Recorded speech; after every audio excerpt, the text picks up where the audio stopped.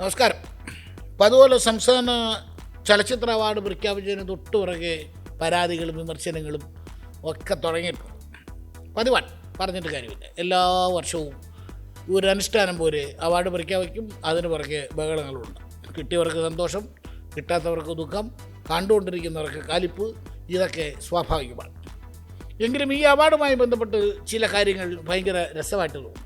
സാധാരണ ഒരു മികച്ച നടൻ, ഒരു നടി എന്നൊക്കെ പറഞ്ഞ് വളരെ പത്രത്തിന് പെൺപേജിലൊക്കെ രണ്ട് പ്രധാനപ്പെട്ട നടീനടന്മാരുടെ ഫോട്ടോയൊക്കെയാണ് വരുന്നത്.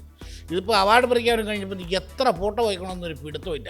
മികച്ച നടൻ്റെ ഭാഗത്ത് പിന്നെ അഭിനയത്തിൻ്റെ പേരിൽ സ്പെഷ്യൽ ജൂറി മെൻഷൻ ആവശ്യത്തിന് ഇതൊന്നും പോരാഞ്ഞ് സ്വഭാവ നടൻ വാരിക്കോരി കൊടുത്തേക്കാണ്.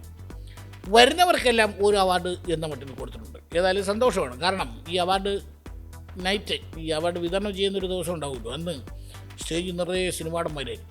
ഇവരൊക്കെ കാണാൻ വേണ്ടി ജനം ഇരച്ചെത്തുകയും ചെയ്യും. ഏതാണ്ട് ഒരു സ്റ്റാർ നൈറ്റ് നടത്താനുള്ള ആൾ ഇത്തവണത്തെ ചലച്ചിത്ര അവാർഡ് പ്രഖ്യാപനവുമായി ബന്ധപ്പെട്ട് ഉറപ്പാണ്.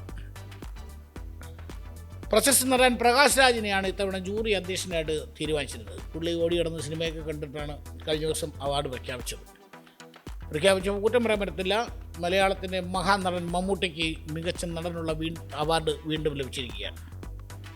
നമുക്കറിയാം, ഭ്രമയുഗം എന്ന സിനിമ കഴിഞ്ഞ വർഷത്തെ ഏറ്റവും വലിയ അത്ഭുതങ്ങളൊന്നായിരുന്നു. ഈ പ്രായത്തിലും അഭിനയം എന്ന കലയോട് അദ്ദേഹം പുലർത്തുന്ന ഒരു പാഷൻ, അഭിനയത്തിൻ്റെ മഹാമാന്ത്രികൻ എന്ന് തന്നെ ആ സിനിമ കഴിഞ്ഞപ്പോൾ നിരൂപകരടക്കം അദ്ദേഹത്തെ വിശേഷിപ്പിച്ചതാണ്. മമ്മൂട്ടിയൊക്കെ മാറി നിൽക്കണം എന്ന് പറയുന്ന ആൾക്കാരുണ്ട്. അവരോട് ചോദിക്കുന്നത് എന്ത് കാര്യത്തിലാണ് മമ്മൂട്ടിയൊക്കെ മാറി നിൽക്കേണ്ടത് എന്നാണ്. ഇപ്പോഴും ഈ പ്രായത്തിലും മലയാളത്തിലെ മഹാനടനായി മമ്മൂട്ടി, മോഹൻലാൽ ഇവരൊക്കെ നിൽക്കുക.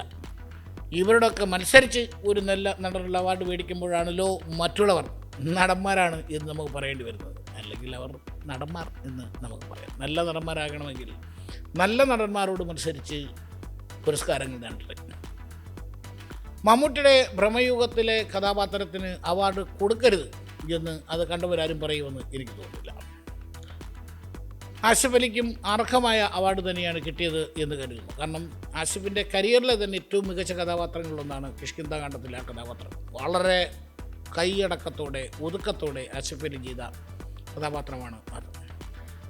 കിഷ്കിന്ധാകാന്ഡം എന്തുകൊണ്ട് മികച്ച ചിത്രമായില്ല എന്ന ചോദ്യവും പലരും ചോദിക്കുന്നുണ്ട്. അത്തരത്തിലുള്ള ന്യായമായ പല ചോദ്യങ്ങളും ഈ അവാർഡ് പ്രഖ്യാപനവുമായി ബന്ധപ്പെട്ടുണ്ടായിട്ടുണ്ട് എന്നാണ് ഒറ്റനോട്ടത്തിൽ എനിക്ക് തോന്നുന്നത്. അതുപോലെ തന്നെ മികച്ച സ്വഭാവ നടൻ എന്നുള്ളതിൻ്റെ അർത്ഥം നല്ല സ്വഭാവമുള്ള നടൻ എന്നാണോ, മികച്ച സ്വഭാവമുള്ള നടൻ എന്നാണോ എന്ന് എനിക്കറിയില്ല. ഏതായാലും സൗബിൻ ഷാഹിറും സിദ്ധാർത്ഥ് ഭരതനും അത് വാങ്ങിയിട്ടുണ്ട്.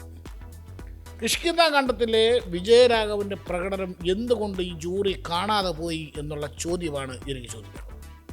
കഴിഞ്ഞ വർഷം മലയാള സിനിമ കണ്ട ഏറ്റവും ഗംഭീര പ്രകടനങ്ങളിലൊന്നായിരുന്നു കിഷ്കിന്ധാകാന്ഡത്തിലെ വിജയരാഘവൻ്റെ പ്രകടനം എന്നാണ് ഞാൻ വിശ്വസിക്കുന്നത്.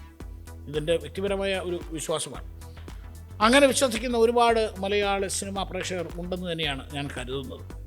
എന്തുകൊണ്ടാണ് അത്തരമൊരു പ്രകടനം ഈ ജൂറി കാണാതെ പോയത്? തീർച്ചയായും വിജയരാഘവൻ ഒരു അവാർഡ് അർഹിച്ചിരുന്നു എന്ന് ഞാൻ കരുതുന്നു. പലതരത്തിലുള്ള വിമർശനങ്ങളും ഒക്കെ വന്നിട്ടുണ്ട്. ഇപ്പോൾ വേടന് അവാർഡ് കൊടുത്തത് ശരിയായില്ല എന്ന് വാദിക്കുന്നവരുണ്ട്. കഴിഞ്ഞ വർഷത്തെ ഏറ്റവും മനോഹരമായ ഗാനങ്ങളിലൊന്നാണ് വിയർപ്പ് തുന്നിയിട്ട കുപ്പായം എന്നാണ് ജൂറി ചെയർമാനായ പ്രകാശ് രാജ് പറയുന്നത്.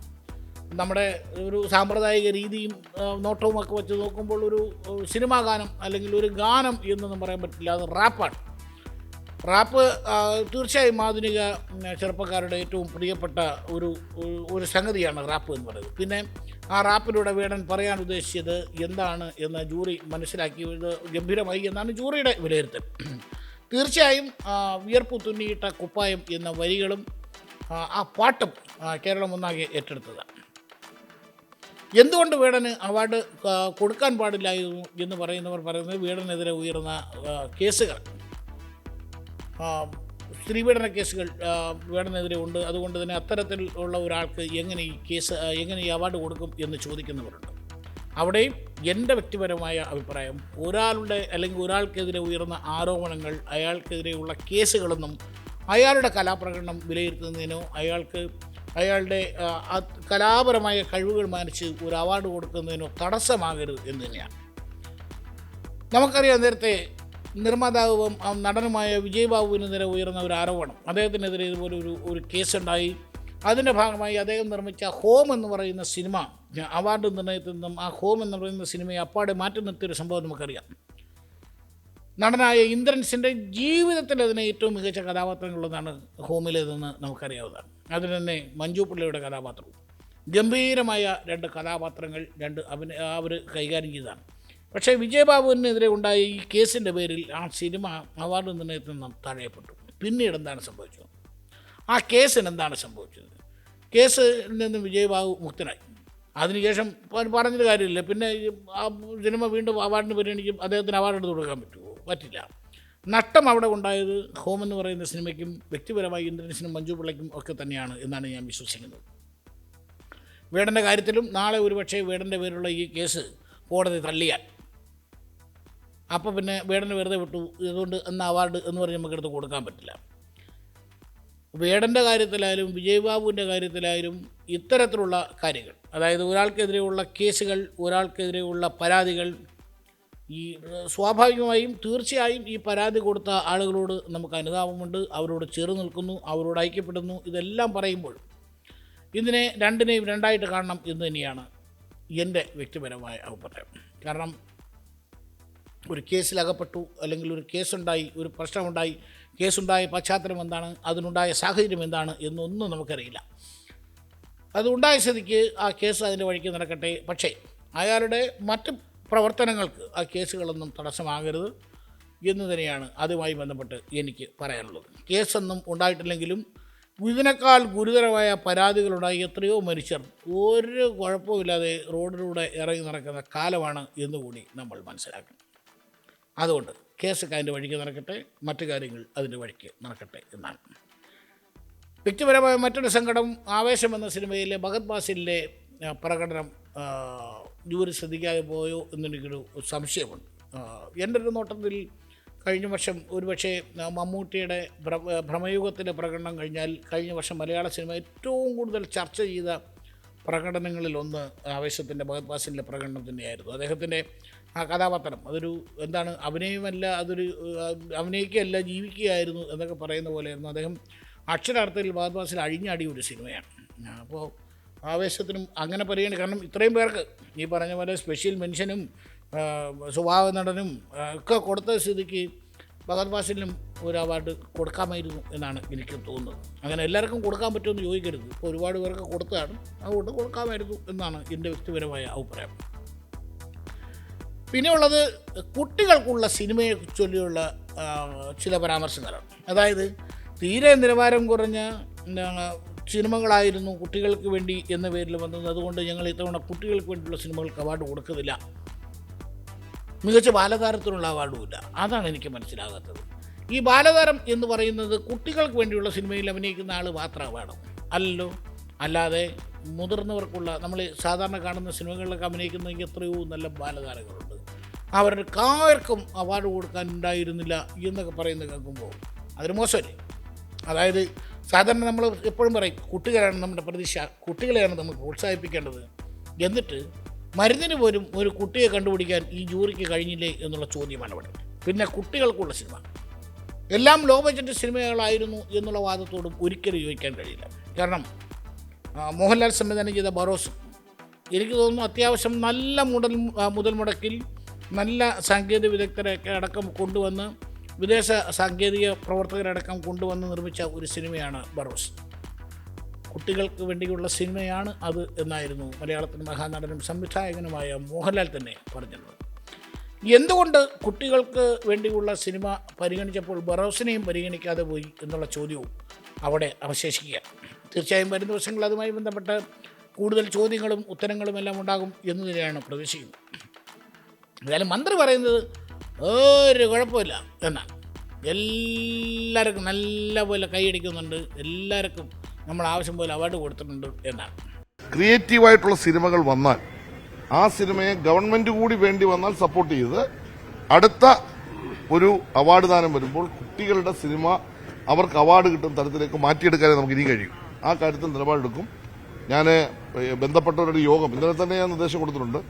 തിരുവനന്തപുരത്ത് ചെന്നാൽ ഈ സിനിമ ഇൻഡസ്ട്രിയിൽ ബന്ധപ്പെട്ടവരുടെ യോഗം വിളിച്ചു കൂട്ടി ഇവർ ചൂണ്ടിക്കാണിച്ചിട്ടുള്ള കുറവുകൾ അത് ഒരു കുറവല്ല, പല കുറവുകൾ അവർ ചൂണ്ടിക്കാണിച്ചിട്ടുണ്ട്. ആ കുറവുകളെല്ലാം അവരുടെ ശ്രദ്ധപ്പെടുത്തിയിട്ട് നമുക്കതിനെ എങ്ങനെ രൂപാന്തരപ്പെടുത്താൻ കഴിയുമെന്ന് നടപടി ഉണ്ടാകും. നമ്മുടെ ദേവനന്ദ അടക്കമുള്ള ബാലതാരങ്ങൾ ഈ അവാർഡ് നിർണ്ണയത്തിനെതിരെ നിയമപരമായി തന്നെ രംഗത്തെത്തിയിട്ടുണ്ടെന്നാണ്. കാരണം ദേവനന്ദ പറയുന്നൊരു കാര്യമുണ്ട്, കുട്ടികളുടെ മനസ്സാണ് അല്ലേ, നമ്മൾ പ്രോത്സാഹിപ്പിക്കേണ്ടത് കുട്ടികളാണ്. അപ്പോൾ ഒരു കുട്ടിയും കൊള്ളില്ല എന്ന് പറഞ്ഞ് ഇങ്ങനെ മാറ്റി നിർത്തേണ്ട കാര്യമുണ്ടായിരുന്നു എന്നുള്ള ചോദ്യമാണ് അവിടെ ദേവനന്ദ ചോദിക്കുന്നത്. ഞാനും അത് തന്നെയാണ് ചോദിക്കുന്നത്. ഇതൊക്കെ ശരിയാണോ? അവാർഡ് നമുക്ക് തന്നെ അറിയാം, എല്ലാ കഴിവുള്ളവരെയും നമ്മൾ അംഗീകരിക്കുന്നു, പക്ഷേ എല്ലാവരെയും നമുക്ക് അംഗീകരിക്കാൻ പറ്റില്ല എന്നൊക്കെയാണല്ലോ അവാർഡ് പ്രഖ്യാപിക്കുമ്പോൾ നമുക്ക് പറയുന്നത്. അതായത് എല്ലാവരെയും നമുക്കിങ്ങനെ അവാർഡ് കൊടുക്കാൻ പറ്റില്ല എന്നാണ്, അംഗീകരിക്കാൻ അവാർഡ് കൊടുക്കാൻ പറ്റില്ല എന്നാണ്.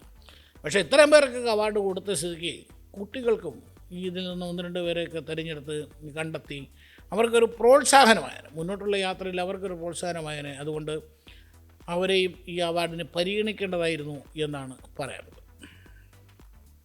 പിന്നെ നേരത്തെ പറഞ്ഞ പോലെ സ്വതന്ത്ര സിനിമകളെ പരിഗണിച്ചില്ല എന്നുള്ള വാദമുണ്ട്.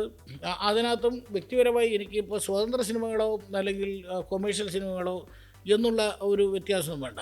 ആളുകൾ ആസ്വദിക്കുകയും ആളുകൾ കാണുകയും ചെയ്യുന്ന സിനിമകൾ, കാരണം നമുക്ക് തന്നെ അറിയാം, ഈ സാധാരണ പണ്ടൊക്കെ ഈ ചലച്ചിത്ര അവാർഡ് പ്രഖ്യാപിച്ചിട്ട് ഇത് ഏതാണ് ഈ സിനിമ എന്ന് ആളുകൾ അന്വേഷിച്ച് നടന്നൊരു കാലമുണ്ടായിരുന്നു, നമുക്കറിയാമല്ലോ. അപ്പോൾ ഇതെല്ലാം അതിൽ നിന്ന് മാറി ഇപ്പോൾ അത്യാവശ്യം കൊള്ളാവുന്ന സിനിമകൾക്കെല്ലാം ആളുകൾ കയറുന്ന ഒരു കാലമുണ്ട്. ഇപ്പം ഫെമിനിറ്റി ഫാത്തിമ എന്നുള്ള പടം ഏറ്റവും പ്രശസ്തമാകുന്നത് കഴിഞ്ഞ അന്താരാഷ്ട്ര ചലച്ചിത്രോത്സവ വേദിയിൽ ആ പടം പ്രദർശിപ്പിച്ചു. ആളുകൾ തിക്കിത്തിരക്കി കണ്ട സിനിമകളിലൊന്നാണ്. അപ്പോൾ ആ സിനിമയിലെ അഭിനയത്തിനാണ് മികച്ച നടിയെ തിരഞ്ഞെടുത്തിരിക്കുന്നത്. അപ്പോൾ സ്വതന്ത്ര സിനിമയെന്നോ അല്ലെങ്കിൽ ജനങ്ങൾ സ്വീകരിച്ച് സൂപ്പർ ഹിറ്റായ സിനിമയൊന്നുമില്ല. സിനിമ തന്നെയാണ്. അതിൽ നല്ലത് എന്ന് തോന്നുന്നത് ജൂറി നല്ലത് എന്ന് പ്രഖ്യാപിക്കുന്നു, അവാർഡ് കൊടുക്കുന്നു എന്നൊക്കെയാണ്. ഇതെല്ലാം ജൂറിയുടെ തീരുമാനമാണ്. ഇതൊന്നും പറയാൻ ആരുമല്ല. അത് ജൂറി തന്നെയാണ് ഇതെല്ലാം തീരുമാനിക്കുന്നത്. ജൂറി അങ്ങനെ തന്നെ തീരുമാനിച്ചു. ഞാൻ എൻ്റെ ചില സംശയങ്ങളും ചില ദുഃഖങ്ങളും മാത്രമാണ് പറയുന്നത്. നേരത്തെ പറഞ്ഞ പോലെ വിജയരാഘവനെ കണ്ടില്ല, ഭഗത് ബാസിനെ കണ്ടില്ല. ഇത്തരത്തിലുള്ള ചില കാഴ്ചക്കുറവുകൾ ജൂറിക്കുണ്ടായോ എന്നെനിക്ക് സംശയമുണ്ട്. കാണാം.